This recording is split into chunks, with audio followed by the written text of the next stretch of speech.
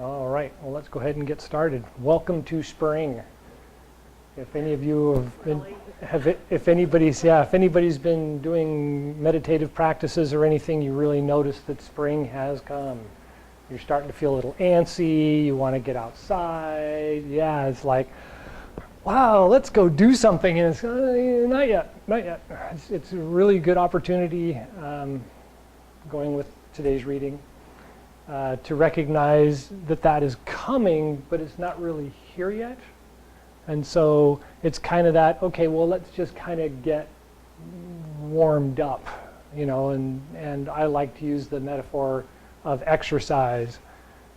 Spring is kind of like you've walked in the door and you're stretching out before you go work out, right? Summer is when you work out, and fall is when you wind down before you go home, and winter is you're at home and asleep and everything's quiet. And it's hard for us in the Western world. As a matter of fact, in most of the modern world, it's really hard because we're living on, coffee and chocolate and sugar, and everything's packaged and ready to go, and you don't have to do any thinking or anything. You just go here, okay, we're ready to go, and it's like, just take a moment and stop and relax and think about it. So according to the studies that I'm doing, the Taoist philosophy and the Chi Gung practices, a lot of the idea is farming. It's the farming community created a lot of this philosophy. And if you were to walk outside right now and think, I'm going to plow the 40, well, it's mud, and it's 6 inches in water sitting in most of it, and you're not to be able to do anything. So you're still kind of cleaning the tack and greasing the connectors and making sure the blade on the plow is sharp, so it's a lot of little basic things to do to kind of get warmed up, right? And so we've been kind of looking at that as well in the practices we've been doing here. We've started the whole winter of just seated meditation. We really didn't do a lot of movement, and now we're kind of talking about that. Well, how does it feel to stand up? How does it feel to sit down? And we're checking in with the legs and the hips and the back to see how it feels. How is it feeling to do that? And a little bit of practice boosts our balance, boosts our confidence, boosts our strength, oddly enough, because just that little bit of practice really reassures the body and the nervous system that things should function. And things are going to function because we're trying, we're going to make it happen, and the body says, okay, we're starting to move, we'd better get this all set up. Let me pause there for just a moment and think, did anybody read the reading, the opportunity today? I breezed through it. It's okay. A couple people did. So any thoughts on the reading, or any questions about why opportunity this time of year? Anything? No? Okay. Yes, they're wonderful readings. That's why I pass out the book. So let's take a look at this time of year. One of the things we've been practicing in the class on a regular basis at this point is kind of looking at the body mechanics. How does the body move? How do we walk? How does that work? And so in the practice, what we did, go ahead and grab your chair. In the practice, what we did is we started in the seated position, kind of like in the Chi Gung. So we're out on the edge of the chair. We're not quite sitting up, and we're not quite sitting back. We're on the edge of the chair. And what we want to do is try and feel that spot where when we lean forward, we can just stand up. And if you're not able to, then reposition your feet a little bit so you can feel that all I need to do is just kind of lean forward a little bit. I can stand right up because the balance is right there, right? And that's kind of the first thing that we need to reconsider after spending the winter not doing a lot. Let's consider just not doing a lot. And so in this position, I want to feel comfortable enough that if I just kind of lean forward a little bit with my chest, I can stand right up without even thinking about, because if we're sitting back in the chair and I want to stand up, try that. Sit back on the chair with your legs out. You almost have to lean all the way. That's right. You almost have to fall forward in order to get up, right? And so let's go ahead and stand up. And you want to be, like a foot away from your chair. So you want to be about this far away from your chair. And then you want to sit down so you can just touch the edge of the chair without sitting down. So I just want to get that feeling like I'm just touching it and I'm sitting down. And I want to think about that same thing. Well, where's my balance? Am I doing this in order to sit down? Right? I don't want to do that. I want to stay upright, and I just kind of want to lean forward to stand up. Well, I want the same thing for sitting down. I just want to kind of get to the point where I'm just bent over a little bit to make sure that I'm there. So far, so good? Now we're going to move the chair out of the way, or step forward away from your chair. And we're going to do the same thing without the chair. Nobody fall on the floor, please. Right? So all I'm going to do is I'm going to sit down and then stand up. And I want to get to that feeling where I'm nice and straight up and down, and I'm just squatting down comfortably to get down to where the sitting position would be and comfortable. Now comes the fun part. Hang out there for 5 seconds. Right. 1, called squats. 1,000, 2, 1,000, 3, 1,000, 4, 1,000, 5. Good. Any discomfort? Anybody? Yeah. Yeah. Hard, huh? Yeah. Yeah. We haven't been doing a lot, so ironically, a little bit of this exercise goes a long way. I look at this list when I come in. There's a class that comes in here and uses this room. Anybody recognize those?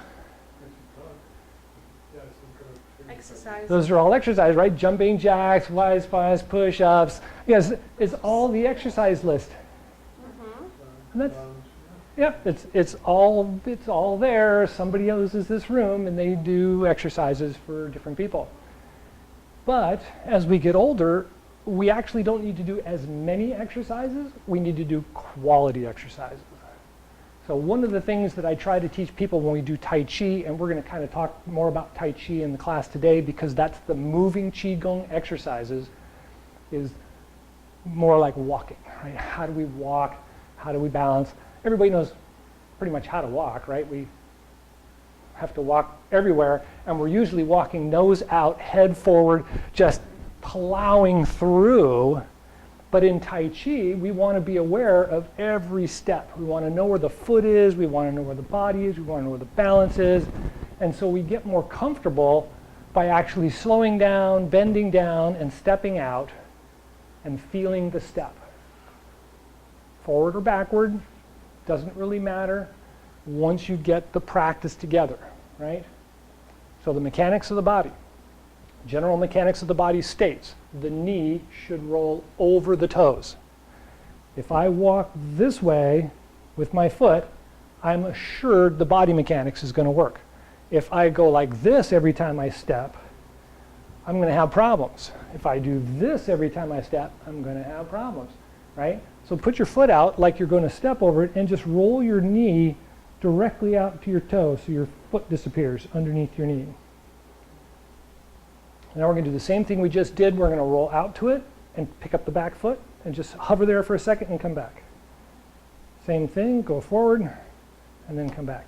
If you feel your knee slide to one side or the other while you're holding yourself there, like it turns in or it turns out, see your podiatrist. It's probably a foot problem. You might need to have your hip adjusted from a chiropractor. Pretty basic stuff. Same thing with the other foot. Try the other foot. You put your foot out, roll the knee towards it, and roll back. Do that a couple of times, and then come up on the foot. Same thing, right? Should feel pretty stable. You should be able to get there and just kind of hang out for a second and not feel like you're going to fall over. Everybody's good with that?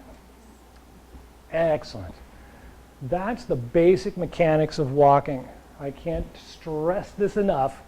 When you walk, if you're walking forward and you roll across the top towards the toes, you're never going to have an ankle problem, you're never going to have a knee problem, and you're generally not going to have a hip problem unless you have hip dysplasia. So far, so good? Good. Okay. So now this kind of turns into martial arts. When I step forward with my foot, I turn my toe in slightly. In martial arts, we're taught to protect the sensitive areas of the body, the inside of the leg, the groin, the stomach, right? Those are vital areas that are easily struck. If I turn my foot in slightly, all I have to do is bend my knee, and I've protected the inside of both of my legs and my groin, and I can defend my stomach really easy. Because all I have to do is roll that knee in a little bit, and I'm good. Right? Try the other side. Step out, turn your foot in slightly, and then just bend the knee. You don't have to change your body position very much. The knee just kind of rolls in really easy because that's the way my foot's pointed, right? It's following the same process that we just talked about. So far, so good? Now, the problem with this is now I'm here, and I want to step forward. Something went wrong, right? This isn't working. So in Tai Chi, what we talk about is the wave. I move forward, I roll back, I take my weight off the foot, I use my hips to turn my foot, and when I step down, it's pointed in the other direction. I bring my other foot in, there I am in my defensive position. I'm all set and ready to go. So far, so good? Oh. So let's break it down. I step out straight with my foot, and then I lean back and let the toes kind of come up off the ground so just the heel is there, and I turn my hips. My foot wants to turn all by itself, right? And so if I come into this move and turn my hips slightly, my foot does that all by itself. I can come forward, and when I roll back and turn my hip, foot changes the other direction, I step forward, I keep my hip turned, my foot turns in. So far, so good? Good. Okay. Rudimentary geometry, the feet should be parallel, not this way and not this way. They should be parallel. So when I turn this foot, I want to turn at a 45-degree angle. When I step in, I can step in at a 45-degree angle. Martial arts teaches us to slide in and shoot the foot out like it's a heel or a side foot strike, right? And it's a great exercise for the hips, the outside of the legs, and the inside of the legs because there's a squeezing, shooting, squeezing. But that's more martial arts. I tend to do it in my Tai Chi exercises. So when I'm working through,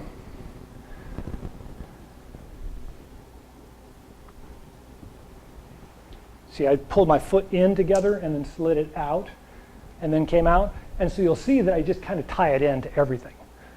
It's a exercise that's kind of caught up in me, and I don't change very easily. So there it is. So if you're doing the exercise and it doesn't look exactly like mine, don't worry about it. It's quite all right. Okay? So we've gotten a little bit of what the walking exercise looks like and a little bit about what the balance practice looks like. Is there any questions about just the basic feeling of the body, the lineup of the foot and the knees, and what we're going to be doing in what looks like walking exercise? Everybody's okay so far? Okay. So turn to your right.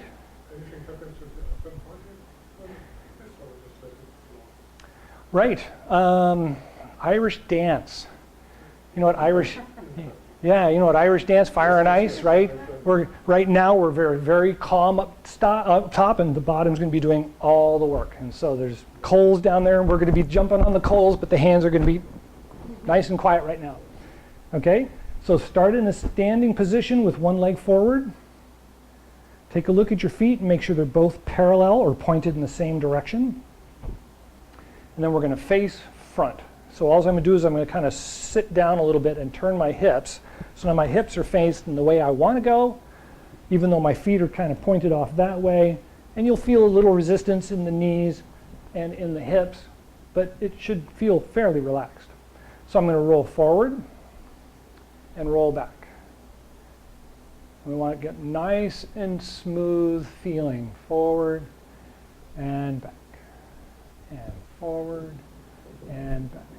Good. And then forward. And when we come back, we're going to turn the hip, allow the foot to change.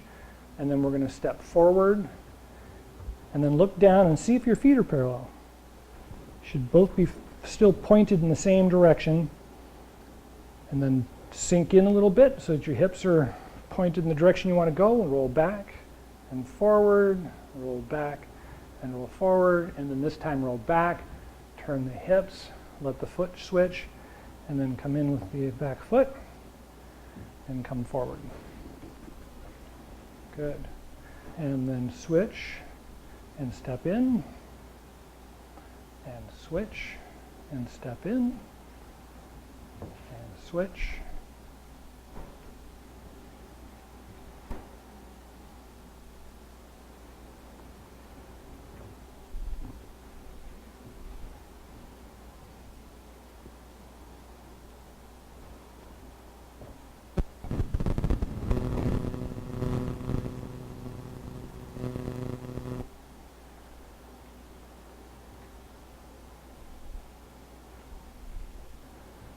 Everybody's doing okay so far?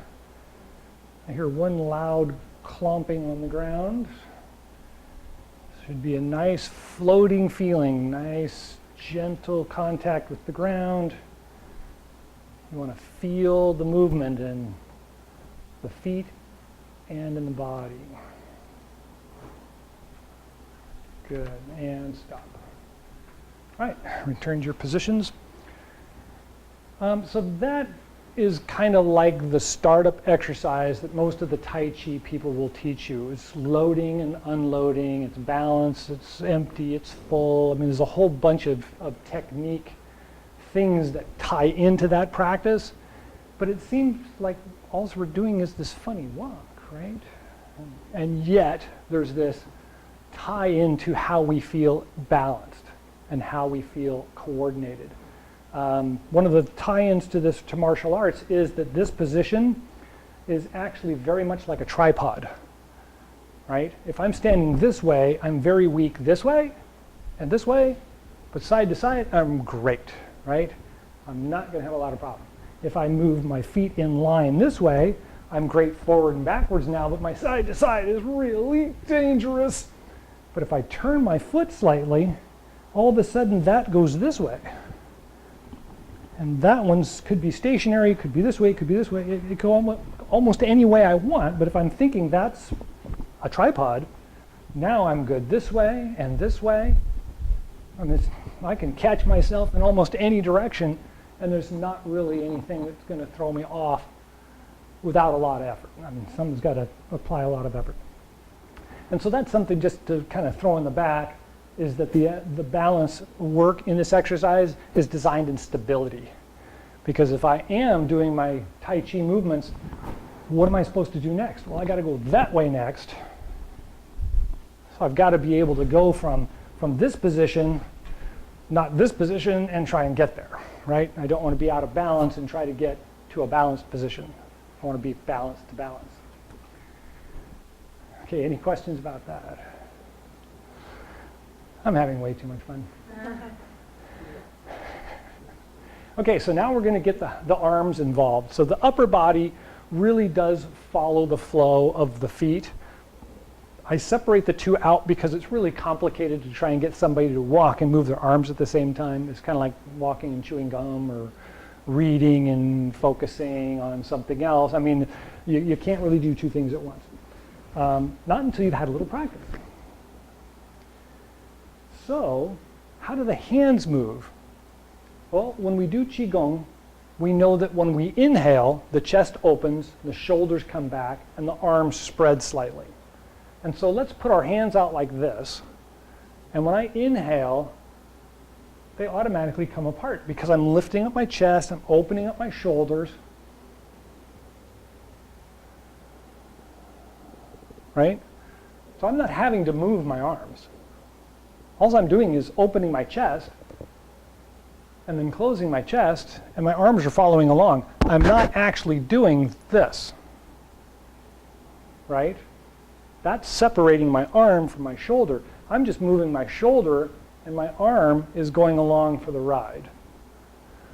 Well, one of my favorite moves is sowing seeds. And in sowing seeds, I reach into my pocket, grab some seeds, I pick them up, and I throw them out so I can scatter them, and then try the other side, and I throw them out, right? There's a lot of arm involved. It's kind of like baseball. You got this big arm. Well, actually, what if I was to just do this at the same time that I'm inhaling and exhaling. So if I exhale and then I inhale, that does the same thing. And then if I exhale and then inhale, I can do that without really making my arms do the work, right? And so we get this really nice looking kind of movement out of it without really having to expend a whole lot of energy. It's all happening from my arm and my chest, or from my shoulder and my chest, and from the turn of my body, instead of me having to actually do this with my arm. Well, I could use the shoulder, and I can turn my waist, and all of a sudden my arm is taking up this huge travel path, and I'm not moving my arm at all. So far, so good? Okay. We're burning daylight. So let's think about this in terms of hugging and expanding, right? So I'm reaching open and then closing in like a big hug. So I want to round my shoulders, and I want to hunch my back just slightly, and then inhale. And then we're going to change hands. And then inhale. And then change hands. All right. And inhale. And change hands. And inhale. So there's one quick thing about this that really kind of makes it easy for me to remember, and that is when I'm here and I inhale and open up, now when I hug, I just hug. The hands don't really change. But now this hand is in this pocket where this one was before. So now when I inhale, it's changed hands, I just close, and now I'm on the other hand again. Inhale. And when I close, I've changed hands again. Now this hand's in the pocket. And inhale. And then close. And inhale. And close. Good. How's that? All right. Now we've only got a minute or two left, so I want to try to tie them together. I don't expect you to remember all of this. We are going to go over it and over it and over it before we even get halfway through spring. So when I throw a baseball, I end up with the same hand forward as I meant to throw the ball. Or did I? Wait a minute. Who plays baseball? Anybody play baseball? I guess it's the opposite, huh? All right, forget that. Wrong analogy, sorry. So how about Frisbee? Anybody play Frisbee? No, see, Frisbee's on the same foot. I've got the foot forward. When I throw the Frisbee, I usually don't throw it like this. So I throw it like this. And so we're going to throw the Frisbee, but we're going to start with my hand in my pocket, and I'm going to throw up and over. There you go. So reach down, exhale, and then inhale and come up and out. And then come back. We're going to change feet in a minute, so don't worry about it. And then up. Good. Okay, so let's switch feet and try the other side. So reach down, exhale, and then inhale and come up. And then exhale back. And inhale. And exhale. Good. And one more time. Good. And relax. So you saw me do it a minute ago, and there was a whole bunch more involved in it, right? I started way back here, I stepped out, I did the move, and then when I came back, I did that turn thing like we did for walking, and exhaled. Now this hand's in this pocket, and as I step forward, I can do the other side. Roll back, change feet, exhale, and inhale, right? So that's kind of where we're going. We're going to work on that in the next couple of weeks. In the meantime, any questions on the movements right now? It's enough to kind of... Huh? It's better than much. Yes. Yeah. Yeah. That was one of the one of the original constructs of Tai Chi is that it really doesn't matter if you're getting it. Is if it just kind of feels natural for the body to move that way, then the instructor can kind of shape you. But it's I think about this too much, I get confused. right. And that happens. Most initiates it has a hard time kind of getting it together, which is why I usually break it down into the stepping move, the arm move, and then techniques independent of the set, and then the set, of course, which is 108 moves, and but it's meant to be a meditation. So, okay, so no questions. Let's go ahead and sit back down, right on the edge of the chair. Hands are over the dantian. So us guys, the left hand is on the bottom. For women, the right hand is on the bottom, covered by the left. And rest the tip of the tongue on the roof of the mouth, just behind the front teeth. Let the breath become long and smooth.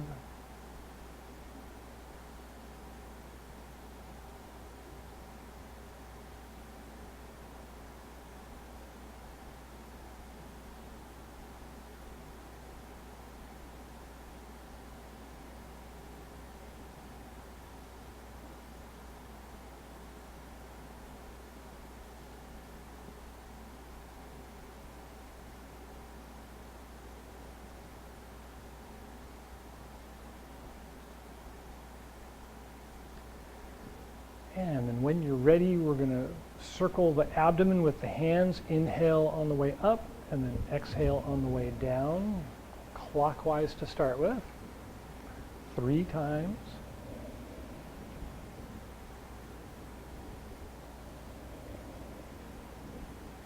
And when you've made it to 3, switch hands so the opposite one's on the top and on the bottom, and go counterclockwise 3 times.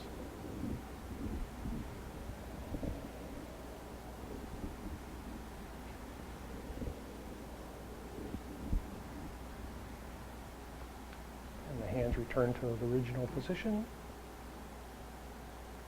And take a deep breath. And rub the hands together.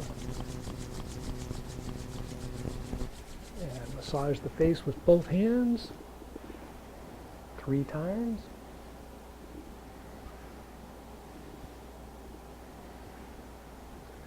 And this is the bladder and gallbladder, or just leaving bladder and gallbladder channel, or just in the middle of it, I forget which now. And so if you take your fingertips and massage around the temple, and then massage back behind the ears. So it's kind of a exercise in, rubbing and patting and rubbing and patting. There you go, couple of times. That should feel really good this time of year. And then rub the hands together again. We're going to massage the lower back. And then the ribs. And then down the arm 3 times. And other side.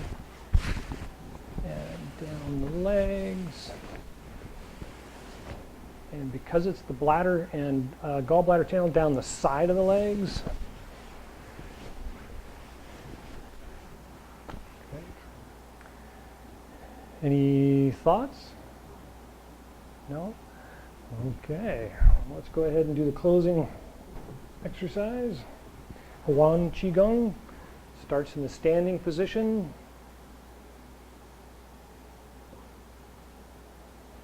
And after you've taken a good deep breath, turn the palms out and inhale. Reach up and gather the chi, and then guide it down through the top of the head as you exhale. Take a breath at the heart and lungs. And then guide the hands down, guide the chi down to the dantian, which is just below the belly button. Take a breath there. And down the legs to the bottom of the feet, the bubbling spring points. Take a breath there.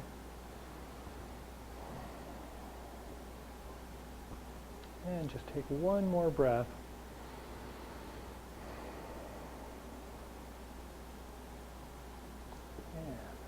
Bring the hands to the dantian.